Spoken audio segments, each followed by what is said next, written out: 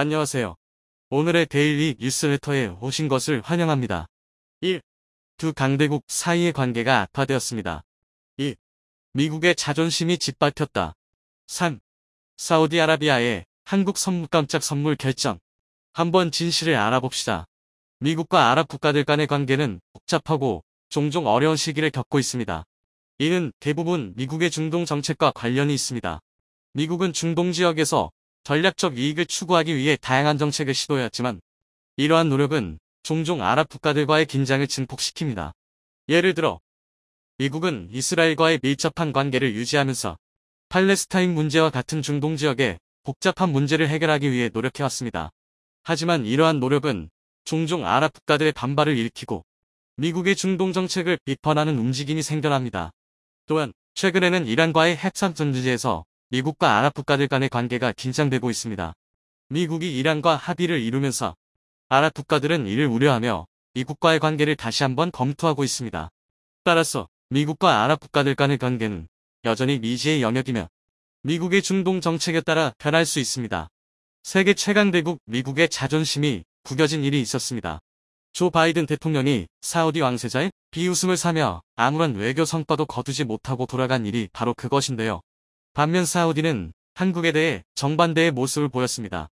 사우디 외교장관이 한국을 방문하면서 협조를 요청하는 등 저자세로 한국을 더 우선시하는 모습을 보였죠. 심지어는 사우디가 보유한 유전 중 하나를 한국에게 주겠다는 폭탄 선언까지 하며 한국 마음 사로잡기에 나섰다고 하는데요.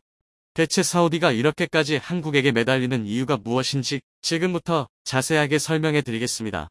어서 오십시오. 반갑게 맞이하니는 고개를 숙이며 예를 갖추었는데요. 환하게 웃음 짓는 그는 상대방의 말에 웃음을 지으며 좋은 분위기를 이어갔습니다. 특히 사우디 쪽에서 한국과의 적극 협력을 간절하게 바라고 있기에 논의는 쉽게 풀렸습니다. 한국 대통령과의 만남 자리에 나온 파이살 빈 파르하날 사우디아라비아 외교장관은 한국의 도움이 절실하다고 말하며 사우디 비전 2030을 실천하기 위해선 한국의 기술이 무조건 필요하다며 한국 비의를 마쳤습니다. 얼마 전 조 바이든의 사우디 방문 때와는 확연히 차이가 나는 반응이었죠. 20일에 일어난 한국 사우디 접견 이전 미국은 원유 증산을 위해 다급하게 사우디 왕세자를 만났습니다. 조 바이든은 기존 일정을 정리하고 사우디로 바로 달려가는 모습을 보였죠. 과거 사우디의 비윤리적 행동을 비난하며 사우디가 반성해야 한다는 주장을 펼쳤던 조 바이든은 왕세자와의 만남 자리에서 주먹 인사를 보이며 최대한 저자세를 보였습니다. 하지만 사우디의 반응은 냉랭 그 자체였죠. 조 바이든이 세계 인플레이션 상황과 원유 문제를 거론하며 사우디의 즉각적인 증산이 필요하다고 말하자 왕세자는 단칼에 거절하며 석유 수출기구가 시장 논리에 따라 증산을 결정할 것이라며 회피했죠. 미국의 요청에 고민도 하지 않고 거절 의사를 표현한 것입니다. 과거였다면 어림도 없는 이야기였지만 상황이 많이 달랐기에 사우디는 이렇게 대처가 가능했습니다. 원유가 급한 것은 세계 어디에서나 마찬가지였고 미국만이 아니라 유럽과 러시아, 중국 등 사우디의 석유를 탐내는 국가들은 차고 넘쳤기 때문에 가능한 답변이었죠. 결국 바이든은 아무런 성과를 거두지 못하고 귀국해야 했습니다. 그러지 않아도 낮은 지지율로 인해 맹비난을 받았던 바이든은 이번 빈털터리 외교 성과에 대해 국내외 언론들의 질타와 정치인들의 비난을 한몸에 받게 되었습니다. 언론인 카슈크지 암살에 대해 쓴소리를 내뱉었던 조 바이든이 정치 논리에 의해 자신의 말을 철회하는 행동을 보였고 명예를 실추했다는 주장이 나올 정도로 분위기가 험악했습니다. 미국의 망신이라는 소리를 들으며 큰 소리를 내지 못했던 것이죠. 사우디는 미국에게는 아쉬울 것 없다는 태도로 큰 소리를 냈습니다. 의기양양한 모습을 보였던 사우디는 그러나 한국에게는 저자세를 취한 것입니다. 미국보다 한국이 더 중요한 입장이라는 것을 사우디는 잘 알고 있었기 때문이죠. 더 놀라운 것은 이번 회담에서 한국에게 사우디가 파격적인 혜택을 제공하며 협력을 위해 큰 돈을 들인 것입니다.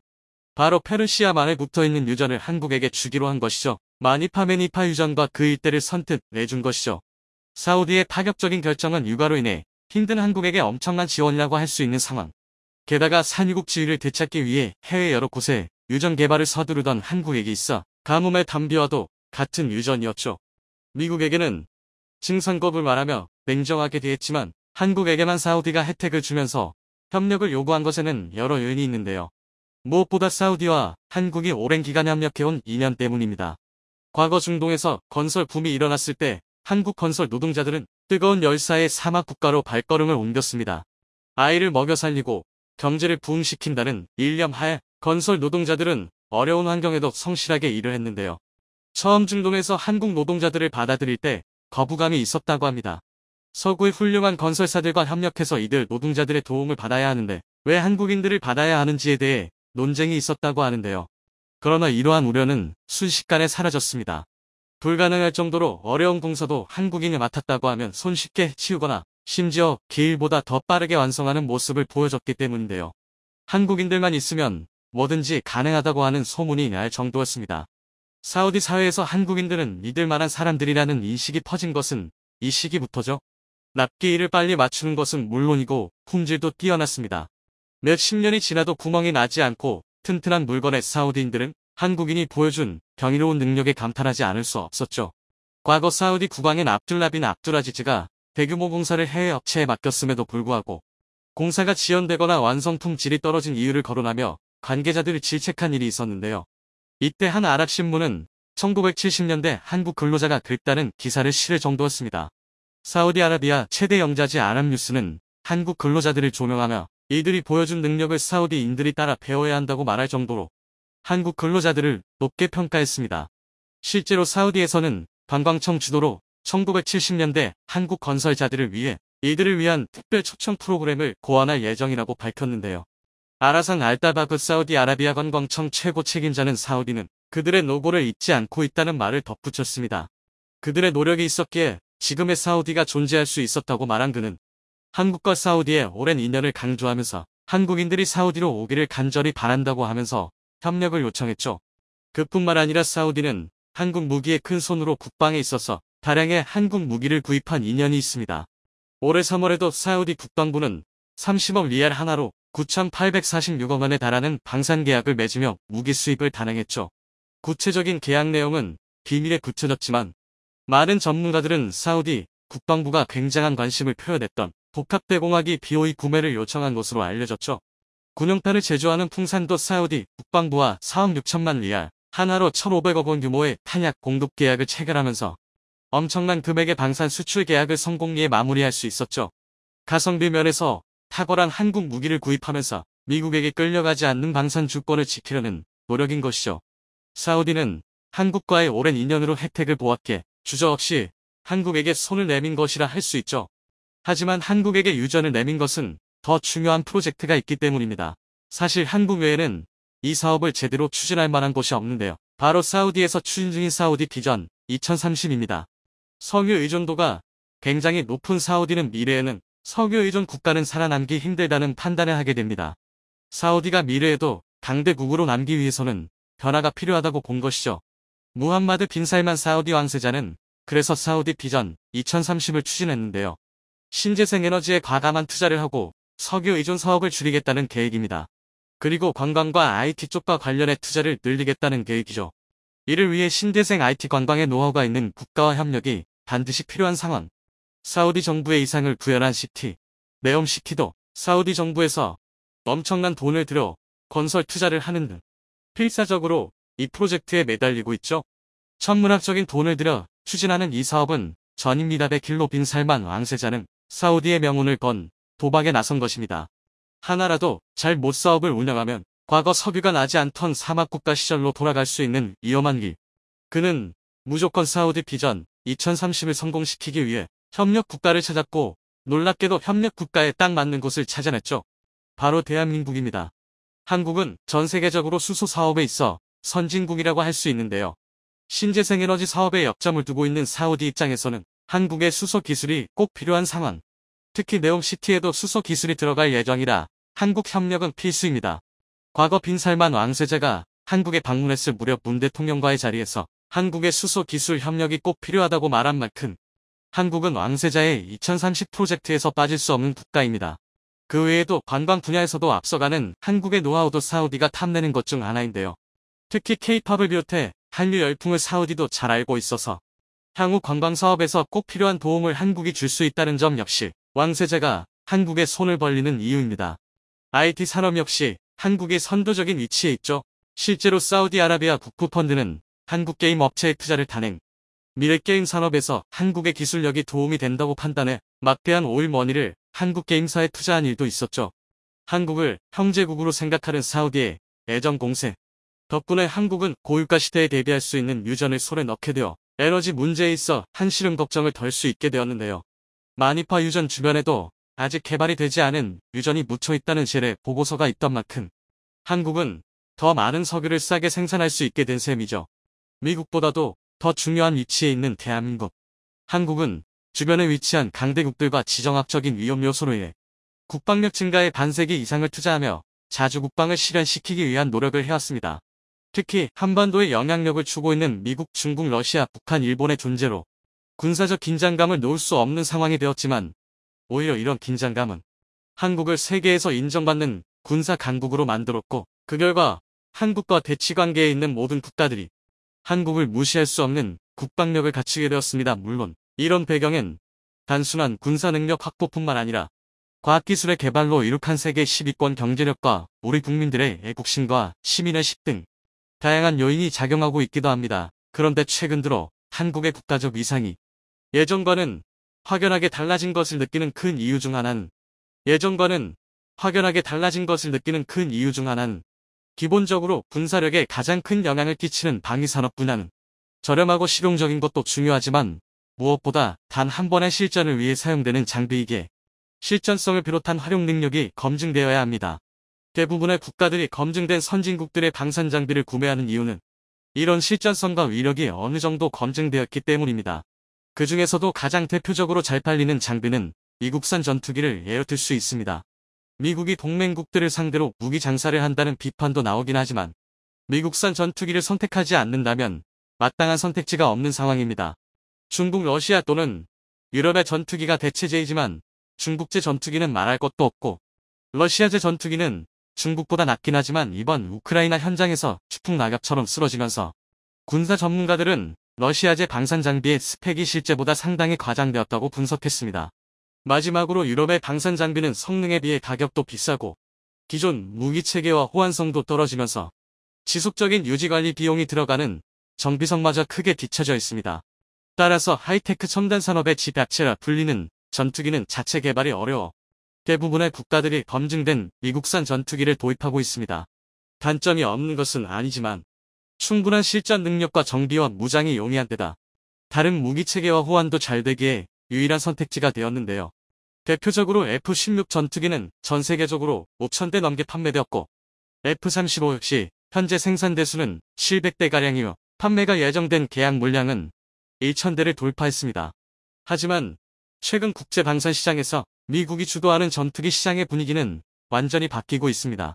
한국이 미국산을 대체할 방산 장비 그 중에서도 최첨단 하이테크 기술이 필요한 전투기 분야에서 무시할 수 없는 성과를 내고 있습니다. 물론 한국의 방산 장비는 K2 표전차 K9자 주포부터 각종 대공방어 미사일까지 명성이 자자했지만 그 중에서도 가격적으로도 가장 비싸고 필요한 기술력의 수준 자체가 다른 전투기 분야가 주목을 받고 있습니다. 월드컵 경기가 한창이던 며칠 전 이집트로부터 FA-50 경공격기 도입에 관한 본계약이 체결되어 빠른 시일 내로 100대가량의 FA-50이 이집트로 납품될 것이라는 소식이 들려왔습니다. 그런데 이번 이집트의 계약 주체는 아랍산업화기구 I이며 아랍산업화기구 I는 1970년대 이집트와 사우디아랍에미리트, UAE와 카타르 이렇게 4개국이 모여 방위산업의 공동개발을 감독하기 위해 설립한 군사조직이며 군사장비를 생산하는 12개의 공장을 보유하고 있습니다. 현재는 운영상의 이유로 이집트에서 100% 지분을 가지고 있지만 그 시초는 아랍 국가들이 연합하여 군사력 증강을 위한 단체로 현재도 이들 아랍 국가들은 방위산업 분야에서 다양한 협력을 하고 있습니다. 아랍 국가들 중에서 가장 강력한 방위력을 지닌 것으로 평가받는 이집트가 한국의 FA-50 경공격기를 도입하게 되자 I와 관련되었던 국가들 중소 FA-50을 눈독들이고 있는 상황입니다. 현재 I의 구성국인 사우디, 카타르, UAE의 주력 전투기들은 구형의 F-15와 F-16으로 대부분 80년대에 도입된 4세대 미국산 전투기입니다. 특히 지난 수십 년간 미국과 사이가 좋았던 중동 국가들이었지만 최근 들어 석유 감산 문제와 사우디가 주축인 석유 수출기구 오펙 국가들이 같은 산유국인 러시아와 정책 방향을 같이 하면서 미국과의 갈등이 조금씩 커지게 되었고 그 결과 미국의 바이든 정부에선 카아랍에미리트 UAE에게 F-35 스텔스 전투기 판매를 중단하는 결정을 내렸고 터키는 F-35 프로그램에서 퇴출시켰습니다. 또한 사우디와 카타르 정부는 미국 정부에게 F-35 스텔스 전투기 판매를 요청했지만 미국과 긴밀한 관계에 있으면서 중동 국가들과 군사적 긴장감을 유지 중인 이스라엘의 반대로 F-35 도입이 완전히 무산되었습니다. 이렇게 공군력이 비어버린 중동 국가들은 결국 울며 겨자 먹기로 유럽의 전투기들을 도입하고 있습니다. 하지만 유럽의 전투기들은 부족한 무장 능력과 작전 반경 등 많은 단점들이 있었고 유로파이터 개발국가인 영국, 독일, 이탈리아 3국은 모두 주력 전투기로 미국산 F-35를 도입하는 결정을 내리는 등 개발국마저 사용하지 않는 전투기를 도입하려는 상황입니다. 그런데 여기에 기적처럼 한국의 FA-50이 등장했는데요. 미국의 F-16과 많은 부품을 공유하는 FA-50은 그 자체로도 4세대 전투기의 성능을 내지만 이번에 미국이 FA-50에 탑재될 4.5세대 레이더인 어넵8324 레이더의 수출을 승인했습니다. 어넵8324 레이더는 이번에 중동 국가들 도입한 4.5세대 유럽산 전투기와 동일한 4.5세대 F-16 바이퍼 전투기에 도입 탑재되는 레이더입니다. 여기에 암람 미사일 탑재까지 결정되면서 한국의 FA-50 경공격기는 훈련기 역할도 충분히 수행하면서 동시에 4.5세대 수준의 전투 능력을 확보한 작은 괴물로 진화했습니다. 이미 FA-50에 탑재한 이사 레이더만으로 중국, 러시아 등 경쟁 기종과 비교할 수 없는 탐지 거리와 목표 추적 능력을 확보했고 여기에 스나이퍼 타겟팅 능력까지 갖추면서 저렴한 4.5세대 가성비 전투기로서 역할을 하게 됩니다. 상대적으로 저렴한 FA-50은 압도적인 성능을 내기도 하지만 국제 표준격인 미국산 F 시리즈 전투기의 훈련기 역할도 수행해 세계 최고의 파일럿을 양성하는 데 필수적인 기체입니다. 사우디, 카타르, UAE를 비롯한 중동 대부분 국가들은 F-35 스텔스 전투기의 도입을 원했지만 미국의 반대로 도입이 무산되었는데요. 한국의 FA-50을 도입하면 이제 곧 상용화를 앞둔 한국의 준 5세대 스텔스 전투기인 KF-21마저 안정적으로 운용할 수 있게 됩니다. 현재 범서방 진영에서 구매가 가능한 스텔스 전투기는 F-35가 유일하지만 여러가지 정치적인 이유로 구매할 수 없는 국가들이 매우 많기에 한국의 KF-21이 이들의 훌륭한 대안이 될 수 있다는 평가를 받고 있습니다. 현재 성공적으로 개발 중인 KF-21은 기본이 4.5세대 전투기이지만 차후 업그레이드를 통해 스텔스 성능을 갖춘 5세대 전투기가 될 것이며 뛰어난 무기 호환성과 정비의 용이성으로 유지비 절감에 탁월할 것이란 평가를 받고 있습니다. 전투기는 도입단과 못지않게 시간당 유지비가 매우 중요합니다. 현재 최신 예인 F-35 스텔스 전투기는 1시간당 유지비가 4,800만원 가까이 들어가고 4.5세대 F-16 바이퍼는 2,500만원 수준입니다. 중동 국가들이 미국산 전투기를 사지 못해 울며 겨자 먹기로 구매한 유로파이터의 경우는 1시간당 유지비가 무려 1억 3천만원입니다. 실제로 유로파이터 타이푼을 개발한 영국은 유로파이터의 유지 비용이 너무 비싸 성능이 더욱 뛰어나면서 가격도 저렴한 데다 유지비는 3분의 1 수준인 F-35를 더욱 많이 구매했을 정도입니다. 그런데 4.5세대 유로파이터와 사실상 동급의 스펙을 갖춘 한국의 FA-50은 1시간당 유지비가 무려 460만원 수준입니다. 1억 3천만원의 유지비를 자랑하는 유럽 전투기의 30분의 1 수준입니다. 즉 같은 4.5세대 전투기를 운용하는데 유럽 전투기가 1시간 동안 작전을 수행할 돈으로 한국산 FA-50은 30시간 동안 작전을 수행하는 것이 가능하다는 것입니다. 이처럼 고성능을 가진 전투기를 이렇게 저렴한 수준으로 판매 가능한 곳은 지구 역사상 대한민국이 유일무이합니다. 전투기는 다른 군사장비와는 다르게 생산 국가의 과학기술력이 총동원된 최첨단 장비이기에 역사적으로 군사강국들이 독점적으로 판매해왔습니다. 미국, 러시아 등이 전 세계 전투기 시장을 양분하고 있었고 중국, 유럽 등 나머지 국가들이 전투기 시장의 일부를 차지하고 있었습니다. 이들은 핵보유는 물론이고 유엔 상임 이사국이 포함된 강대국이라는 공통점이 있습니다. 반면 한국은 핵보유도 아니고 상임 이사국도 아니지만 오로지 기술력과 합리적인 가격으로 전투기 시장을 잠식해 나가고 있습니다. 이전에도 한국이 전차와 자주포 그리고 대공 미사일 등 다양한 방산 장비에서 두각을 나타내며 국제사회의 인정을 받아왔지만 초음속 전투기 분야는 이런 전통적인 방산 장비와는 차원이 다른 하이테크하다비게 이곳에서 세계 시장의 인정을 받는다는 것은 대한민국이 진정한 군사강국으로 나아가는 것을 의미합니다. 유럽과 아시아, 중동을 시작으로 FA-50의 판매량이 늘어나면 늘어날수록 FA-50 도입국들은 KF-21에도 자연스레 관심을 가질 수밖에 없습니다. 5세대의 압도적인 성능에 합리적인 가격과 유지비, 그리고 대부분의 무기 체계와 호환되는 무한한 확장성까지 정치적인 이유로 미국산 전투기를 구매할 수 없는 국가들에게 최고의 대안이 될 수 있는 상황입니다. 이렇게 한국이 자력으로 고객층을 늘려갈수록 인도네시아와 협력의 필요성은 점점 더 낮아져 갑니다. 인도네시아 측이 납부하기로 한 개발 분담금은 한국의 경제 규모나 방산 수출 규모로 미루어 볼 때 상당히 적은 금액에 속합니다. 인미 측이 2조 원에 가까운 분담금을 납부해야 하지만 한국은 올해의 방산 수출로만 30조 원에 가까운 성과를 내면서 사상 최대 규모의 수출 실적을 올렸습니다. 그런데 이런 실적이 올해 일회성으로 끝나는 게 아니라 많은 국가들과 새로운 수출 계약을 앞두고 있어 내년에도 많은 긍정적인 소식이 들려올 것으로 기대되는 상황입니다. 특히 미국 공군의 고등 전술 훈련기 사업에서도 한국의 FA-50이 유력한 후보로 평가되고 있습니다. 적게는 300대에서 많게는 400대가량의 물량이 예정된 훈련기 사업에 한국이 유력한 이유가 있는데요. FA-50 기체 자체가 F 시리즈 전투기를 만드는 미국의 방산 기업 로키드 마틴과 협력하여 제작한 기체이며 미국이 이번에 FA-50의 4.5세대형 미국산 이사 레이더와 암람 미사일 탑재를 허용한 만큼 FA-50이 유일무이한 후보로 떠오른 상황입니다. 이번 미국 도입이 현실화되면 한국의 전투기 판매 1,000대 목표도 현실화되며 미국에 판매했다는 상징성으로 FA-50 도입을 망설이던 다른 국가들 역시 주문하게 될 가능성이 높은 상황입니다. 최근 이집트의 FA-50 도입으로 이와 관련된 아랍 산업화 기구 국가들 역시 20년간의 시행착오로 상당히 수준 높은 성능을 확보한 덕에 사업을 끝마치고 나면 세계 각국으로 불티나게 팔려나갈 것으로 예상되는데요. 최근 예상치도 못한 곳에서 강력한 복병을 마주쳤다고 합니다. 저 멀리 지중해에서 튀르키예가 TFX라는 이름으로 만들고 있는 새로운 전투기가 그 주인공입니다.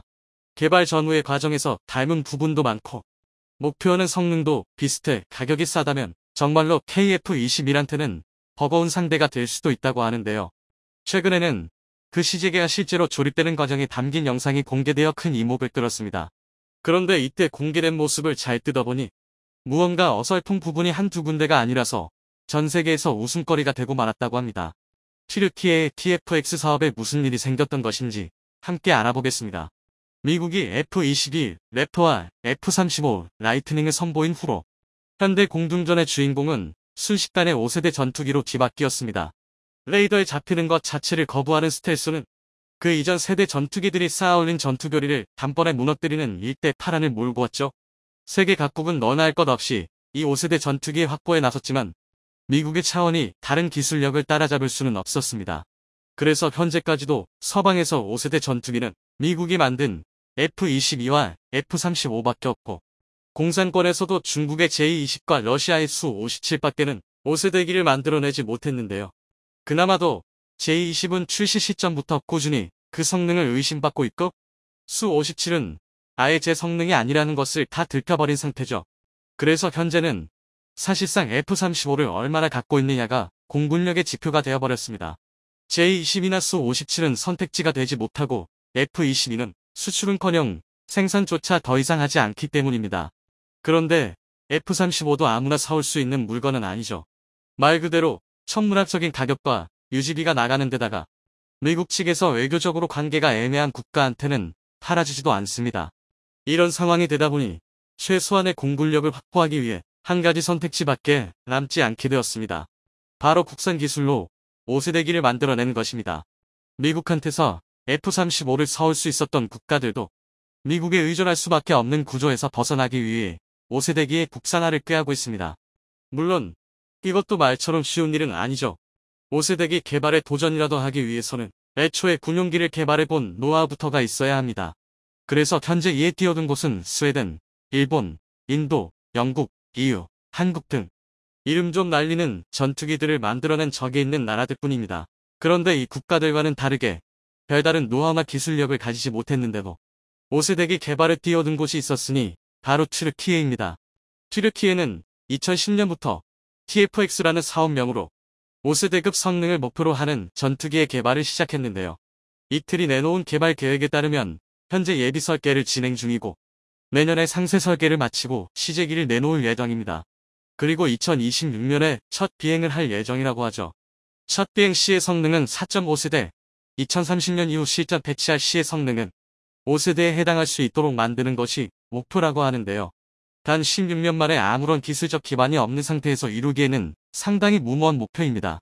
다만 만에 하나라도 이를 튀르키예가 이뤄낸다고 하면 2026년부터 배치되는 KF-21의 강력한 경쟁자가 될 수 있습니다. KF-21의 경우 현재 4.5세대의 성능을 갖추고 있고 2029년부터 5세대 성능의 블럭 20을 양산하게 됩니다. 5세대가 되는 시점이 불과 1년 차이밖에 나지 않기 때문에 가격에 엄청난 차이가 나는 것이 아니라면 전투기 구매를 고려하는 바이어의 입장에서는 KF-21과 TFX 중에서 어떤 것을 골라야 할지 꽤나 고민이 될 것입니다. 한국 입장에서는 사업 성공을 목전에 둔 상황에서 생각지도 못한 복병이 나타난 것입니다. 현재까지는 5세대 전투기 개발에 뛰어든 어느 나라도 한국만한 성과를 거두지 못하고 있기에 KF-21을 견제할 만한 기종이 아직까지 등장하지 않은 상황입니다. 우리한테야 자랑스러운 소식이지만 이것이 전혀 반갑지 않은 있죠. 중국은 한국이 KF-21을 만들어 파는 게 달가울 수가 없습니다. 수출 시장에서 잘 나갈 것이 불보듯 뻔한데 팔리면 팔릴수록 규모의 경제가 적용되어 생산 단가가 점점 떨어질 것이고 한국은 점점 더 쉽게 공군력을 확충할 수 있게 되기 때문입니다. 그래서 중국은 현재 그나마 가능성이 있는 TFX 사업에 힘을 보태기로 합니다. TFX를 성공시켜서 KF-21의 발목을 잡으라는 것이죠. 그런데 여기서 중국은 음침한 수를 씁니다. 직접적인 지원이 아니라 자신들과 전투기를 합작한 적이 있는 파키스탄을 TFX 사업에 대신 합류시킨 것입니다. 올해 2월 공식적으로 TFX 사업에 승선한 파키스탄은 냉정하게 말했어. 남의 나라 전투기 만드는 걸 도와줄 만한 수준이 되는 나라가 아닙니다. 중국과 JF-17이라는 전투기를 합작한 적은 있지만 이 전투기의 개발에 파키스탄이 기여한 바는 거의 없습니다. JF-17이라는 기종 자체가 미그 21의 개량판이고 그마저도 개량 및 생산의 과정을 모두 중국에서 마치고 파키스탄은 그냥 사와서 굴리기만 하는 수준입니다. 즉 파키스탄이 TFX 사업에 합류해서 할 수 있는 일은 거의 없는 것과 마찬가지입니다. 하지만 전투기 개발 노하우가 아니라 정치적인 가교 역할을 제공하는 것이라면 이야기가 달라집니다. 파키스탄은 중국과 무기 합작을 했을 만큼 가까운 사이고 튀르키예가 얻을 수 있는 기술이 전혀 없는데도 파키스탄을 TFX 사업에 흔쾌히 받아준 것은 파키스탄을 통해서 중국의 최신 기술을 받아오려는 심산이라는 것입니다. 심상치 않게 진행되어가는 TFX 사업. 한국 입장에서는 아무리 튀르키예가 군용기 개발에 투자라도 중국의 입김이 들어간다면 방심할 수가 없게 되는데요. 최근 튀르키예가 시제기 조립 영상까지 갑작스레 공개하자 화들짝 놀랄 수밖에 없었습니다. 튀르키예는 불과 작년만 해도 조그마한 부품 하나 만들었고 경사스러운 일이라며 기자들을 불러 모아서 호들갑을 떨던 나라였습니다. 그때만 해도 전 세계가 튀르키예의 오버액션을 보고 고개를 가로저었는데요. 파키스탄이 사업에 참여하자마자 채 1년도 되지 않아 어느 정도 형상을 갖춘 시제기 원형이 튀어나온 것입니다. KF-21이 상당한 성과를 보이고 있다고는 하지만 아직은 완전한 사업 성공을 장담할 수 없는 상황에서 튀르키예가 이렇게까지 속도를 내서 추격해오면 한국은 마른 침을 삼킬 수밖에 없습니다. 한국뿐만이 아니라 세계 각국 역시 유례가 없다고 말해도 좋을 만한 엄청난 개발 속도에 놀라지 않을 수가 없었는데요. 영상을 자세히 뜯어보니 다행히도 이런 걱정은 기우였음이 밝혀졌습니다. 보통 시제기 조립의 단계가 되면 최소한 비행이 가능한 무언가가 만들어졌다는 의미지만 튀르키예는 애초에 보통의 경우가 아니었습니다. 영상에 담긴 TFX는 말 그대로 깡통 그 자체였습니다. 겉모습은 전투기의 형상이었지만 외장 틈새로 보이는 내부에는 전선 한 칸조차 없었습니다. 쌍발 엔진이 있어야 할 자리엔 거대한 구멍 2개가 있을 뿐이었고 콕핏도 마찬가지로 전자장치는 기념 스위치핸드, 심지어는 사출 좌석조차도 없었습니다. 그러면서 그걸 그대로 보여주긴 또 민망했는지 캐노피는 덮어놓았죠. 이 정도로 허접한 모습을 대놓고 보여주니 사실상 못 보신 분들이 시찰 나오니 뭔가 보여줄 게 필요해서 급조해 놓은 것이 아니냐는 소리까지 나왔습니다. 그리고 이런 예상의 쐐기를 박는 것이 영상 말미에서 양복을 입은 누군가가 기수에다 리벳을 박는 모습이 찍힌 것이었습니다. 기술자가 아닌 문외한이 시제기라고는 하나 조립 과정에 손을 대는 것은 어불성설이지만 정치인들의 치적 쌓기나 보여주기 쉽쇼라고 하면 이상할 것도 없어지기 때문입니다. 전투기의 개발은 보통 일이 아닙니다. 한국 역시 훈련용 프로기인 KT, 훈련기 T-50, 경전투기 FA-52라는 먼 길을 거쳐서야 겨우 KF-21이라는 봉우리에 도달할 수 있었죠. 튀르키예의 경우도 처음엔 이 비슷한 절차를 밟으려고 했습니다. 그 증거가 휴르커스 프로 훈련기입니다. 튀르키예는 이 휴르커스의 개발에만 해도 엄청난 고생을 했죠. 자국 공군의 요구 성능을 맞춘 데만도 3종의 파생형을 만들어야 했고, 도중에 테스트 기체가 추락한 사건은 군사 기밀로 은폐되었습니다. 이러고도 여전히 요구 성능을 완벽히 맞추지는 못했고, 불안전한 기체조차 예산이 없어 한 손으로 셀 만큼밖에 만들 수 없었습니다. 기초훈련기로 15년을 낑낑거린 나라가 바로 튀르키예입니다. KT-1과 휴르커스의 개발 시기로 미루어 보아 한국과 튀르키예의 항공기 기술은 20년의 격차가 있습니다. 튀르키예가 제대로 된 기술 발전 절차를 밟으려면 T-50과 FA-50의 단계에 해당하는 항공기를 만들고 지나가야만 합니다. 원래는 튀르키예도 그럴 생각이었고, T-50과 비슷한 역할을 하는 고등훈련기 휴르젯을 만들 예정이었죠. 그런데 갑자기 휴르젯 계획은 온데간데 없이 사라지고, 프롭기에서 5세대 전투기로 중간 단계를 건너뛰는 도전을 하겠다고 나서니 잘 될 턱이 없는 것입니다. 현재 TFX는 엔진조차 제대로 정해지지 않았습니다. 목표 출력만 있을 뿐 실체가 없으니 풍동 실험도 제대로 될 리 없고, 풍동 실험이 되지 않으면 구체적인 형상도 있을 수 없죠. 그러니 이번에 영상에서 공개된 TFX의 깡동마저도 실물이라고 하기 어렵습니다. 이런 상태로는 KF-21의 대항마가 되는 것은 어림도 없죠. 파키스탄이라는 변수가 있기는 하지만 아직까지 중국은 튀르키예의 전투기 기술을 넘겨줄 정도로 신뢰하지는 않는 모양입니다. 결국 다시 KF-21은 경쟁자 없는 독주를 이어갈 수 있을 것으로 보이는데요. 튀르키예의 사례는 첨단 기술의 분야에서 단연간의 노력과 시행착오 없이 무언가를 이루는 것은 불가능하다는 걸 여실히 보여주는 반면교사밖에 되지 않았습니다.